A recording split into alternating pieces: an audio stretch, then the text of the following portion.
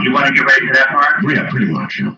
Okay. Well, I've met some people who told me that they were people that received writings, and they received a writing from space people for me. Automatic writings? Yes. And they read it to me, and it sounded more like me than me. You know, I've always been terribly suspicious of this kind of thing. It's like when people go into trance, it's automatic writing for you. Well, you know, I could go into a trance and write stuff down for you too. I'm suspicious of it. Well, these numbers suspicious. I was, believe me. I thought I was hooked into some kind of weird group. Well, yeah. I'm not a part of character, you know. At any rate, they told me that these people had been in communication with me since I was 5 years old. And they asked me if I had any recollection of anything like that. And I told them that I used to go out in the middle of the night and just stare at the stars when I was a little boy. And I would see myself traveling amongst the stars. And the girl looked at me and said, "Your dream is going to come true." And when she looked at me and said that, her eyes are 5 times as big as they were before, and they were this green color like a cat's eye. And at the moment I saw those eyes, she said to me, "If you could only see your eyes right now, you would understand." And he gave us But anyway, they took me out and if I was interested, and of course I was. And they took me out in the middle of the night in the fields with the cameras, the camera on my chest, and they said, "We don't care what you see, but if you feel like you feel anything, snap some pictures." And generous offer. They developed those pictures the next day, and there were streaks across the stars that were not stars. What happened to these photographs? The photographs, what happened? They still have them. Hey, you go. I don't know, I never did have them. Well, I haven't seen that. You've taken the pictures and then they keep pictures. Well, maybe so, but at the time it didn't seem to matter. And finally, I was going down, I'm going to this person's time here. They told me to go to a park. And I went to this mall, and this was a girl that was this girl with green eyes. And I told her that she had to stay away from me because I couldn't focus on anything when she was around. She gave me the woods. So I went out one night by myself without these people to see what would happen if I went by myself and another friend would be. And right in the middle of the field, I was standing there and I saw a little green ball about the size of a baseball. And it started to large, so it got about 3 feet wide, and then had to settle down to the ground. There was this woman in her living flesh, the girl's green eyes. Eddie Davis, yeah. So I went home and I called this person on the phone and I said, "Where were you just now?" And she said, "You know darn well where I was." And that was your solution. No, I'm just. Well, we don't have any more time, so I mean, you're taking us there as far as you can get us in this all, I'm afraid, man. I guess the ship trip will have to wait. Eddie Davis on it. So, while you're on the air, hello. Hello. Hi, this is John in Texas. Hey, John. Yes, sir. I'm wondering if you could shed a little light on I don't know what you call it, an anomaly or a phenomenon. But my wife and I were flipping through the channels a couple of years ago, ago when we talked the telling of the story of a man who was bereaved or whatever you call it. He had lost his daughter, and I believe he was in Belgium or the Netherlands. Anyway, the story was that he was able to. He was a filmographer or something like that, and he was he went through a bunch of footage and frame by frame and found some anomalies. Okay, that's all that I remember hearing from that show. But anyway, we got a new video camera about 6 months later, and we decided to do this experiment. Hey, let's try this. This man was talking about, see if there's any validity to it. So what we did, we took a regular video camera and filmed directly into a blue screen or a blank screen. Well, it was a blue screen, blue blank screen on the television. Mm-hmm. And when we directed the video camera, the closer you got to the center, you just started to center the camera and look through the viewfinder you're recording into the blank screen. Mm-hmm. And as you focus to the center of the screen, once you get to that point, it creates an incredible vortex effect. Mm-hmm. And so it just starts to swirl and swirl into almost like you get the effect of some kind of infinite loop, because if you put your hand in front of it, it's not some kind of infinite loop. It is an infinite loop. You're looking down the hallways of infinity. If you had the resolution to display it, you would in fact see probably, what you would see is a very good question. Well, Mr. Bell, I haven't, I'm almost finished here. What I did was, I happened to have a Macintosh, a computer with some software, and I was able to put the film. Now, it was very tedious. And some people claim Macintosh is a computer. Anyway, that's what you're referring to. Yeah. Anyway, it was very tedious to go frame by frame. I filmed about 2 hours into this place. Yes. Yeah, and then we went frame by frame. I'm like, oh my gosh, this is ghastly boring. This is ridiculous. Well, I just so happened to come across some strange imagery, and I collected these pictures or what looked like forms and figures, and I put them in the computer and brought up the resolution. Yeah. And the one that I kept was a very distinct outline of a 40s. It looks like a 40s portrait, kind of looking up like a Greta Garbo. Oh God, that is fascinating. I have the picture. That was be my next question. Yeah, I've had that for about about a couple of years now. Time's flying. I still have that on the hard drive. Well, you're standing the hair on the back of my neck up just fine right now, because that's exactly what I think. I really, honest to God, I think that we're living in this oscillation, and when you did what you did, I think there's every possibility that you tapped in at some point along these swirling hallways that we both know are there. You tapped into something, and if you grabbed something from it, and I'd really like to see it. If you really got a photograph, let's rock. ArtBell@mindspring.com. That's how to get to me. That's my email address, artbell@mindspring.com. And you need to put something in the header so I'll know what it is. What are you going to write in the header? What would I call it?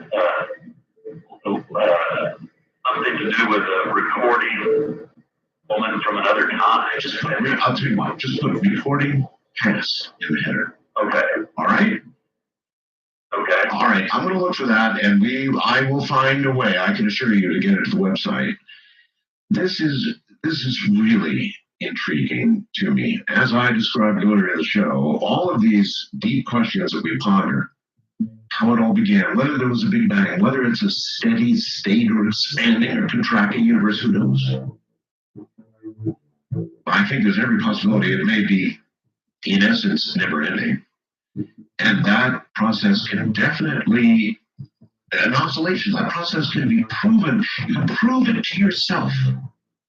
And you've just got to imagine you have endless definition by putting a camera connected to a computer or connected to a monitor just point the camera at the monitor and look at the swirling, changing. Of course, as you move, it will change and swirl. But in essence, it's looking into infinity. It's a feedback loop. Now, if you really toyed with that for an extended number of hours, and really grabbed a picture from, I don't know, the 1930s or 40s or something like that. And he might really have done it. He might really have done it. He might have grabbed a little bit of the past.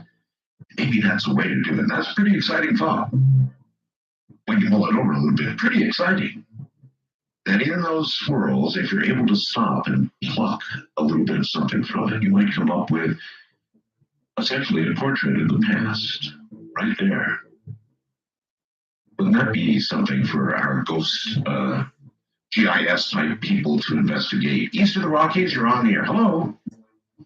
Yeah. Hi there. How you doing there, Art? All right. What is your first name? My first name is Dan, and I'm calling from Philadelphia, Pennsylvania. All right, Dan. Yeah, it's a pleasure to talk to you there. How are you? What's up?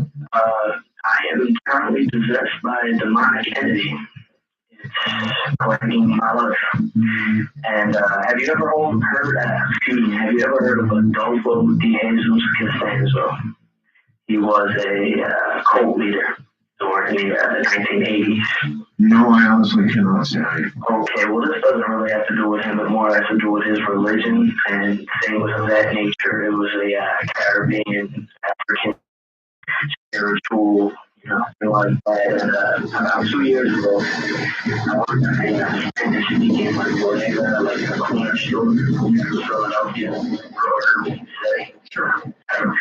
And, well, it's a cult, and there's two sides to this cult, and one good and one evil. And he worked for the good side of the cult, and well, one time he paid me some money for him, never doing anything, of that nature. Doing little things around the store. Excuse me. And he paid me some money to help reverse a spell on a person who had through some bad luck situations, a lot of misfortune, and to help get them out of that to part his powder on a set of a rival padrino, which means godfather in Spanish. And what they do is, they cast spells and they do things like that. That's not anybody that people that are around no, this was a powder that was purchased for a very high price. The other thing's government is very suspicious of going back these days. Well, the other thing is, I don't know anything about it. So, I put the powder on the steps or whatever. I got my card from my share of the money that he gave. And after this, everything was okay. And then the store we were currently working at, like I said, this was this rival and owned another store. And we come back to this store and we have to sacrifice this chicken. Yeah, we'll see right there. Well, exactly, and I'm a Christian. So, to be and I should not have been doing things on this occasion.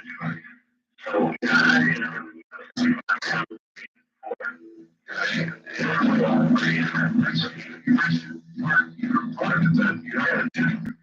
before. A little bit later, a couple days, maybe a week, I was walking to the store to open that morning. I was ready to open the store, I had keys and everything like that. And for me, I saw a very dark, demonic dark, very dark, very very eyes. Still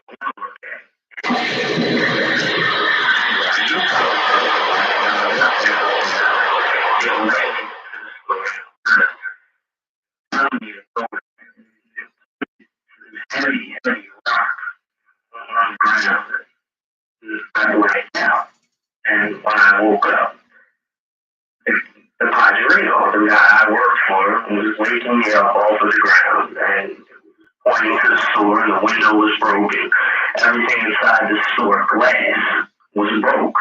Everything, it was demolished. It was the places where the sodas were kept, things like that were all broke. Something really big had to happen. And what had happened, he wasn't explaining to me what it was or anything like that. And I had done this, it's just it wasn't me. Something had possessed me to do this. And from that day on, and he actually tried to take it away from showering and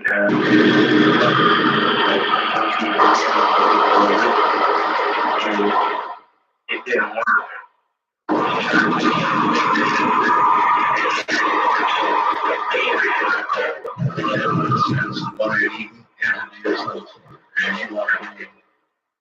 Things to other, not just him, but to every criminal that's locally around this area that is on the good side of this religion. I know that it's me, but it's not me. That there's been robberies. That sounds like the beginning of a legal defense to me. It's me, but it's not me. Exactly. So, Art, when I tell you this, I mean this wholeheartedly. You should tell Art Bell this, but when you tell the detectives this, you're going to have a... I haven't been arrested. I understand. And the thing is, I'm pleading. I mean, there's many listeners to your show, and I'm asking if there's anybody out there who could lift this, who could help me shed light on this situation at all, to please come forth with something, because he has no answer for me. He has done what he has done, and it has not gone away. I have been plagued by this thing. It will not go away. And well, you held the damn chicken. I held the chicken. It sounds like opening the door for it. And I poured the powder on the set. That's right. I got myself into it. Art, it has been a pleasure talking to you. I don't want to take up too much time, and I just think you have a great show. I'm sorry you're not on every night, and George is great. Good luck to you. Thank you very much. You take care. If there's anybody who can lift this horrid curse from this man who's doing things that he's going to have a very hard time explaining, come for it. It sounds to me like you invited in your own fate, sir. So, Jed. Rest of the Rockies, you're on the air. Hello. Good morning, Art. Good morning. The Vatican is looking for Wormwood. It's defined as a star in the Book of Revelation. It is one of the seven trumpets. It's the third one. I'm very well aware of Wormwood and what it will do in the poisoning of our waters and our lands. Yes. Well, you see now you're probably onto it, but the other fellow was kind of trying to sell us a story that, the Vatican's no different than any other astronomer, and they're just sort of looking to see what's out there. Hogwash. No, and not only that, but they have nothing against aliens from other planets. They have no position on that one way or the other. They wouldn't have any reason to be afraid of that. Unless you can create somebody else. Unless there became evidence that the others, that not only are we not alone, but that the others, rather than the traditional God of the Bible, are our creators. Now that would be a significant problem for them. Well, they wouldn't find that with a telescope. Well, maybe not. But a race that's sufficiently advantaged to be able to travel in that manner or communicate in that manner probably would be capable of creation, because we're not that far from that ability ourselves right now. So that'd be a pretty big shock to the religious world, wouldn't it? Well, I'm sure it would, but I think they'd find a way. Back into the night. Hi there, on the Time Traveler line. You're on the air. Hi, Eric. How are you today? I'm all right. Where are you, sir? I'd rather say that's okay. All right. No, that's perfectly fine. We allow anonymity here. You're calling this line for obvious reasons. You believe you've traveled in time. I know I've traveled in time. That's the attitude. I traveled back in time, exactly. I'll try to keep it short. All right, you've traveled back in time to this time, or you've traveled from this time back? From this time to some type of start of creation. I'm not sure.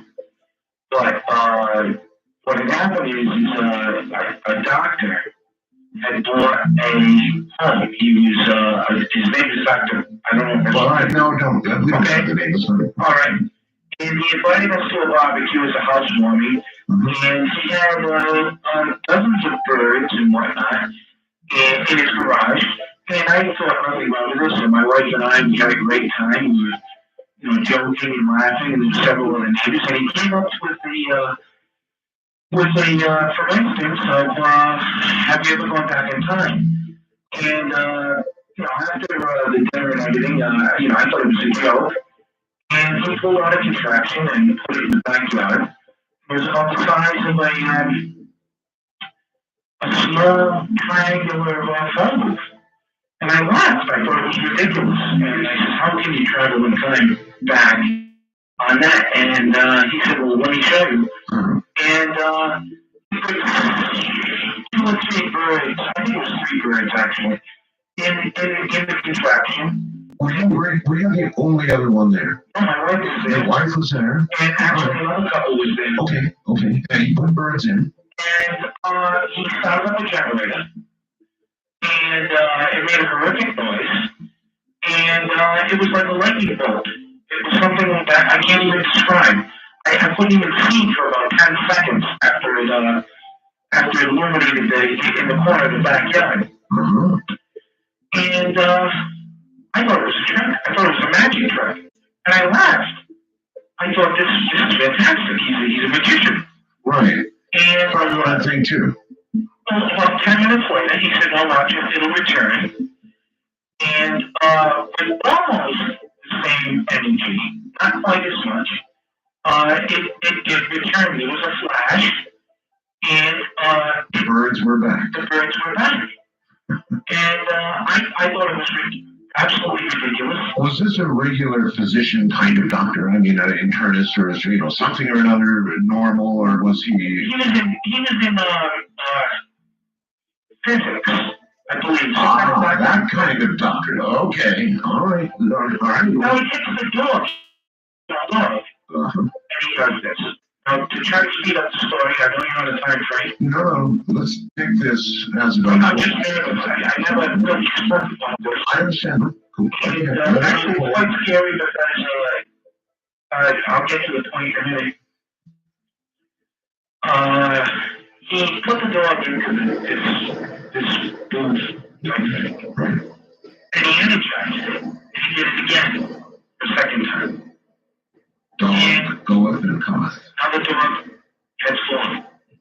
Approximately 10 minutes later, he makes the dog return. Now he asks, do I have any volunteers? Now again, I think this is a magic trick. And so? I volunteer. Having probably a few too many Budweisers. Okay. At that particular time. And I sit in this contraption. Well, I've never been so scared in my life. It's like somebody put a flashbulb on a camera in my face.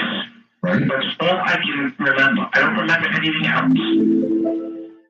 You don't remember going somewhere? I don't remember anything else but like a flashbulb in my face. That's all I can describe. And the next thing you remember? Well, a thump. Like I fell out of bed. Type of like a boom. I landed somewhere. Right. And I look, and I'm in the middle of some forest. I don't know where I am.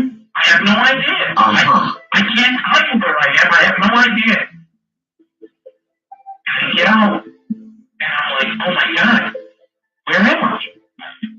I don't know where I am. And now I'm in fear because I don't know what to think. I don't have any explanations. The only thing I can tell you is that it might be at dusk or dawn. You could have been in the jungles of Brazil or something, for all you know. I don't know. I can't even tell you. I don't know where I was. All I know is I was in some kind of forest. And you remember what you did? Did you walk? Were you able to function in this world, or were you just there and gone, or what? I was able to get out of the vehicle, or whatever you want to call it. It was there physically with you. It was with me. Gotcha, all right. It was with me. So how'd you go? So I just stepped around. I didn't want to go away too far away from the vehicle, figuring that I was Good figuring. So, again, I don't know what time it is. It was either dusk or dawn. I don't know. And I got back in the vehicle, maybe 3 minutes had taken place. Right. And there was like a little small, it's like a door. I don't want to call it a door, but it's an open there was nothing there. But it's like a door that you can open and walk out. I thought it was a joke. And then, again, a flash forward, bam. I don't remember anything. And I remember people laughing. And that's all I can remember. Like, hey, look, he's back. Ha ha! Yeah, and that was it. Now, yes. let me get to the creepy part. And this is the scary part. Supposedly, this doctor that had invited us, so we just bought the house. He'd only been living there for a month. Committed suicide in his garage. From some obscure reason. This is sometime later. This is approximately 3 weeks later. 3 weeks later, you find the doctor. This man has done this. He was a jubilant single man in his 59, 60 years old, I would say. I think it's 59, if my memory is right. But anyway, and that was it. I mean, that was, That's the story. That's plenty of story. That's plenty of story, sir. Now, you think that you were either shifted geographically or shifted in time? Oh, no doubt. By whatever this was that he had. There was no trace of any of this machinery, I assume, after his death that you were aware of? Oh, no, not that I know of. As a matter of fact, I inquired about it, and I said that, I made up a story, and I just happened to say, he was like an electronics tech, and he had stuff in the garage. Does anybody know about that? And he said, no. Do you think he's really dead? I don't know. I just don't know. They had a hearse drive up, and I did see them, a body. What appeared was a corpse into the car. But again, without revealing any names or anything. Please don't. No. I wonder if you were Dr. Megala's first experiment there, or first human guinea pig. Have you ever wondered about that?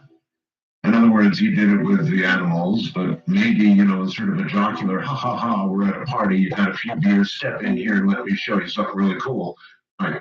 Thing. Might have been his first. It's a possibility. And maybe he's now elsewhere, and what they think that the body they think they loaded in is just the one they happen to load in this dimension. It's a possibility, but after the fact, that when I came back and, we were talking later, as the party, broke up or whatnot, I said exactly what happened. And he said, well, I discovered a generating system that, to put it in layman's terms, will transport you back and forth into time. And I said, that's absolutely ludicrous. I've never heard of such a thing. And he said, well, that's why I had you do it first, to experience it, because otherwise you would never believe me. And I looked at him and I said, I started thinking maybe he was crazy, but then I'm thinking, where was I? Where did I go? Sure. So, what better way to prove it to you than to do it first and then talk about it? Oh, you're absolutely right. That's a whale of a story. That's a beaut. That's a real beaut. Maybe that man encountered somebody who had deciphered the nature of time travel or the way to achieve time travel. I really do believe that there is a way to do it. There are ways to travel in time. And again, you've got to think about this a little bit. Even assuming that it's not until we get to Pentium 9000 that we discover time travel, if there is such an eventuality, which I believe there will be, then they could easily be here now. And there could be people who along the way discover it, and then it sort of blinks out in terms of a retained technology. It just doesn't get out there. Wildcard line, you're on the air. Hello. Good morning, Art. Good morning. You have kind of a hum on your phone there. Oh, I'm so sorry. That's all right. It's not your fault. What's up? This is Vicky in Denver. I'm listening to you on KHOW. Yes, ma'am. And I thank you so much for meeting you when you were here book signing. That was a treat. Oh, excellent. Yeah. Anyway, I was wondering about the Movie, I guess originally it was going to be CBS movie, 24 Superstar. Then it got the Hernder show, it was going to be a bigger picture than production process. The last I heard. The man who did Independence Day is the man who movie. Oh, really? And the latest that I heard, and I watch very carefully, listen very carefully to any news on it, the latest news I've got is that the special effects are going to be so spectacular Wow. that it's going to be an additional year before release. And they're working on that movie right now. So it's apparently really going to be something. Yeah, it sounds fantastic. And the working title, I believe, is The Day After Tomorrow, or perhaps even shortened to Tomorrow. That's the rumor.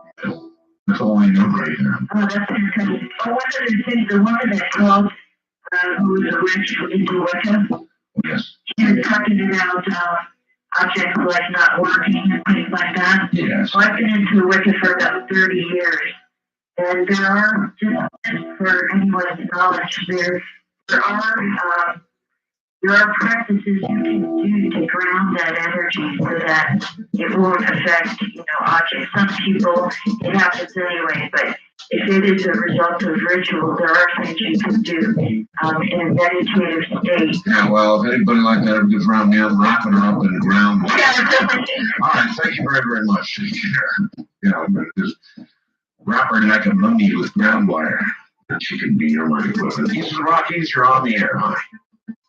Hello? Yes, sir. Hey, how are you, Art? I'm doing all right, sir. How are you? Pretty good. I was listening, and you had a caller talking about the Catholics and their telescope. Ah, yes, no problem. Well, I've been studying Genesis 6 for about 3 months now, which has really fascinated me. Mm-hmm. And it claims that women were having sexual relationships with renegade angels. That's right. And they were having these offspring, Nephilim or Nephilium. Yeah, we're talking the flood here. I mean, God got angry in the flood and then took them all out, right? Right. Well, what came to my eye is that they were also around thereafter. Meaning, where are they now, And a lot of people actually believe that, these offspring or maybe angels and demons are what we know as aliens. And I think that would explain a lot. People who are abducted and have these horrid experiences where these aliens do terrible things to them. Maybe those are demons. I think these women are still around. Really? Well, it might happen. And then it would also explain, people who get abducted and have these great experiences and go to beautiful places. They might just be going to like a heaven and entertaining angels themselves. And what you were saying about perhaps, but the whole process of angels falling and chasing after earth women and producing these, it just seems unheaven and godlike for all that to be going on. Well, yeah, it would be. I say that too. But I mean, as you said yourself, the Catholics, religion itself, it's hard to say what they're letting us know, and they have all these secrets. They're watching something out there, Well, the one caller I had was like an apologist for this. I mean, there's more to it than just a casual interest in hunting, for what might be out there on the part of the Catholics. I'm not against Catholics. My wife is one. But they are obviously somewhat secretive, or even really secretive. And they're looking for something more than just general astronomy fun from the Vatican on Mount Graham. They're there for a reason. They're looking for something. I agree. I don't know what they're looking for, and I don't think that they're going to make it known anytime soon either, though. I think Martin Luther helped, prove that the Catholic Church, or any churches for that matter, they like to be in control, but they know what they do. And, I was just going to call them. Well, religion originally was all about control. Right? Well, it was the government for a while. Or at least you can take that point of view. It certainly seems that way, that it's a very large controlling force when you control behavior. All right, well, that's all I had, Art, but I'm just going to keep tuning in. I just wanted to throw out the whole you're a bad idea, and thank you for asking. Well, the way the Bible describes them is they're kind of like giants, like Goliath was. And, I can say maybe the NBA is a bunch of, but I'm not really sure, if they are that nowadays aliens. Yeah, a bunch of Nephilim, huh? Oh, It could be. All right. I gotta go. Just a second. Once again, into the unexpected online time travel line. You're on the air. Good morning. Good morning. Hi there. Where are you? I'm in Kansas City, Missouri. Kansas City, KCMO country, where they write the call letters right there on peace cards. Yes. Right. Yes, sir. What's up? Well, about 44 years ago, I took a short time trip Oh, as a result of an accident. what kind of accident? I was talking on the phone with my girlfriend, and I was struck by lightning. And some very strange things happened. I would rather imagine so. Can you describe exactly what happened, what you can recall? Sure. I was sitting on a couch that my mom and dad had covered with plastic, the 1960s stuff. Of course, yes. And when the lightning came through the phone, the ball of lightning came through the mouthpiece and knocked me about 20 feet. And it was very strange because all of a sudden I was outside my body and I was looking back at the area where the phone was, and I was still sitting there. Sounds an awful lot like an NDE at this point. Mm-hmm. But at this point, I was looking at myself before the lightning struck. Oh. And I was kind of hovering there. My existence was kind of hovering in the air, looking at myself. And I actually saw the electric pulse come in through the phone line. And I watched very slowly, in very slow motion, as the phone line began to melt. And the lightning came out of the phone and struck me. And everything was moving very, very slowly, like a slow motion picture. Right. But as things were progressing, it started moving a little quicker and a little quicker. And at the point where the ball of lightning came through the mouthpiece of the phone and struck me in the head, and my body came off the couch, my body started moving towards my essence. And at that time, things started moving a little quicker. Like the best way to describe it is when you're watching a film and the reel starts to slip. Yeah. And it kind of flickers a little bit and then it starts to catch up. It's like it just moves you right out of your body. And then sort of out of the present time stream and then back again. Right. Well, such a large electromagnetic occurrence just might do exactly something like that. And as my body got closer to my essence, things were speeding up and becoming almost more into normal time. Yeah. And as my body merged with my essence, there was tremendous flash. And up to that time, I hadn't had any pain or any sensation. And when my body merged with my essence, it hurt. And that's the best way I can describe it. Well, that's absolutely incredible. Thank you very much. That is an amazing story. And it's kind of in the right context, frankly. A lightning hit is an unimaginable amount of voltage and electromagnetic energy just coursing through your body. So the effects that it could produce probably would include one in that category. Very, very, very interesting. Wildcard line, you're on the air. Good morning. Hi, Art. This is Kathleen. I'm in Middle Georgia. Hi, Kathleen. I'm actually listening to you on WLAC out of Nashville on my Beijing Free Play radio. Way to go. Real quick question first before I get to my point. I have a book on non-surgical factors that I'd like to send you. And how do I go about getting that to you? Well, I suppose if you send it to the network and don't ask me for an address, because I don't have one right here, send it to the network. You know, we're very well-known. Premier Radio in Los Angeles, you'll find a way. It'll get to me. Okay, that'd be fine. Yeah, I fell off the telephone pole myself, so I understand about trauma injury. Wanted to ask about mass deja vu. Mass deja vu. Mass deja vu.